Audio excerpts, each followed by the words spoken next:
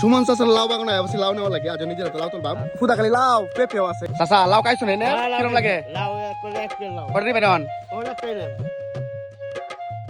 ভাই এটা দিবেলা কেটে দেব। সুমন চাচার বাগানেতে নিজের লাউ তুলতেছে, এটা কত মজা। বিসমিল্লাহির রহমানির রহিম। সেই স্বাদ আজকে খাওয়া হইবে সেই। ভালো আছুন? লাউ আজকে লইছি সব করে নিজেই কাটবাম, রান্না করে আপনারা দেখাবো। এরাও খাইবো। বিসমিল্লাহ কাটাকাটি শুরু করে দিই। আজকে আপনারা আমার রান্না করে দেখাবো, আমি কিভাবে রান্না করি।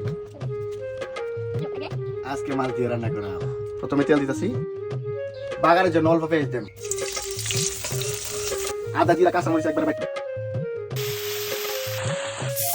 একটু পানি দে, সজের গুঁড়া, হলুদের গুঁড়া, আর একটু দিলাম লারা, লবণ দিয়ে দিতেছি। এই যে গ্রামের একদম তাজা কাতলা এখন দিয়ে দেন।